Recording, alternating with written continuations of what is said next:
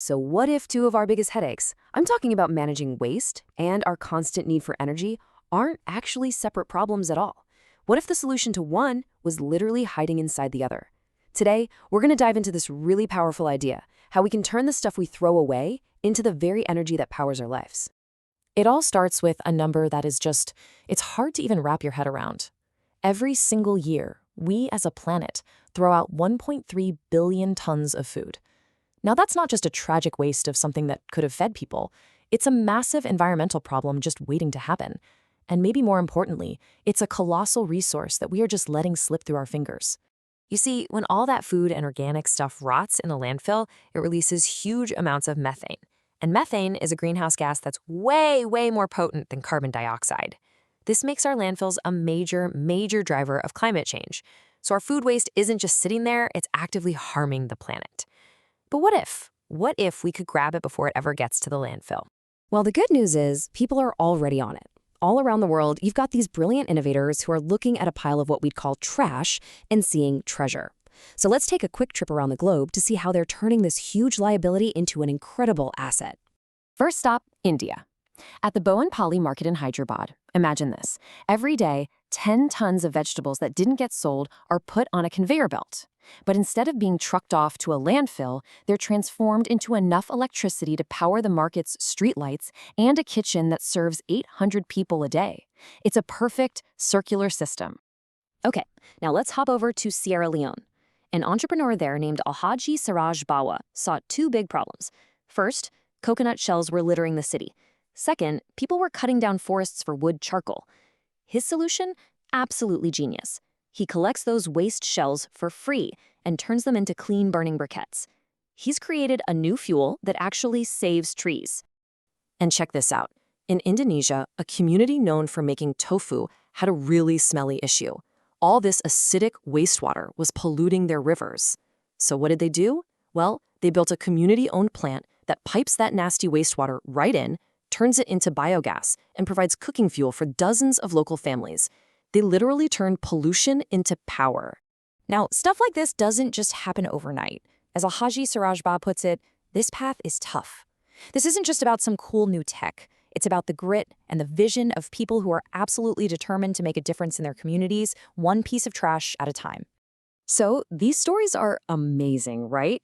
But you're probably wondering, how does this magic of turning trash into fuel actually happen? Well, it's not magic at all. It's a completely natural process. So let's peek under the hood at the science. And I promise it's simpler than you think. The whole thing is called anaerobic digestion. Basically, you take organic waste, food scraps, vegetable peels, and you put it in a big sealed container with no oxygen. Then you just let an army of tiny microorganisms, basically bacteria, do what they do best. They eat. And as they digest all that waste, they release a gas. And that gas, well, that's our fuel. Let's go back to that plant in India to see it in action. First, they take all the vegetable waste and shred it into a pulp. Think of a giant, not-so-tasty smoothie. Second, they pump that slurry into these huge sealed tanks called digesters. That's where the bacteria get to work. And finally, the gas they produce is captured and piped off to be used for cooking or to power a generator. Simple as that. So what's actually in this biogas? Well, as you can see, it's mostly methane, which is the main component of the natural gas many of us already use for heating and cooking. There's also some carbon dioxide in there. The really crucial part is this. By capturing this methane and burning it for energy, we stop it from leaking into the atmosphere, where it would be a seriously potent greenhouse gas. And the results from this process are just incredible. In about 3.5 years, that one plant in Bowenpally has processed over 10,000 tons of vegetable waste. That's saved the equivalent of 22 tons of LPG, the stuff in cooking gas tanks, and it's generated over 300,000 units of electricity. This is not some small experiment. This is a proven, high-impact model that really works. Okay, so we've seen this work on a big, community-wide scale. That's awesome. But could the same idea provide energy security for small business? Let's zoom way in now and look at a specific blueprint designed for a very modern kind of food business, the cloud kitchen. Let's just ask the question directly. Is this tech only for these big, well-funded projects? Or can it be a real practical tool for a small restaurant or a delivery-only kitchen that's just trying to survive? The answer, it turns out, is a definite yes. But it requires a small shift in thinking. The goal isn't just to replace fossil fuels, it's to build resilience against them being cut off.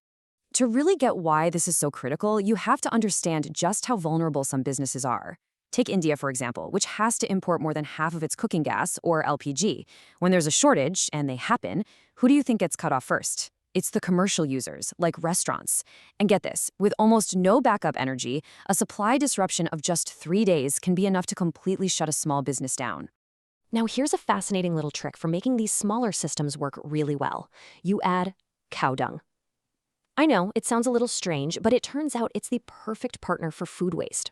It's packed with the right kinds of bacteria to get the process started, it perfectly balances out the chemistry for the microbes, and it can even boost your gas production by 20 to 30%. It's kind of like the secret ingredient for a happy, efficient digester. This all leads to a really smart strategy called the dual mode model. So during normal times, the biogas system just supplements the regular cooking gas, saving the business a nice chunk of change every single month. But during a crisis, like a supply shortage, it becomes a total lifeline. The kitchen stays open, cooking away with gas made from its own trash, while its competitors might be forced to shut their doors. And you know what? The numbers really make sense. The upfront cost can be paid back in about 2 years, just from the monthly savings alone. But look at that last line. A single 3-day supply shortage, which that kitchen can now survive, could bring in enough extra revenue to pay for the entire system right then and there. It's not just a cost saver, it's an investment in survival. When you boil it all down, this is about so much more than just a new piece of technology. It's really about a fundamental shift in how we see the world. It's about training ourselves to look at the stuff we throw away and not see rubbish, but to see a resource that's just waiting to be unlocked.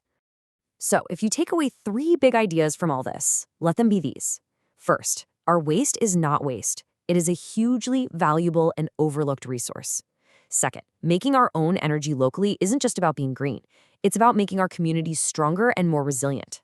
And third, sharing the plans for how to do this openly can spread these solutions way faster than any one company ever could. Which really just leaves us with one final question to think about. The technology is here. The need is obviously clear. So, if a small kitchen can create its own energy security from its daily leftovers, what other incredible resources are hiding in plain sight all around us, just waiting for a new way of looking at them?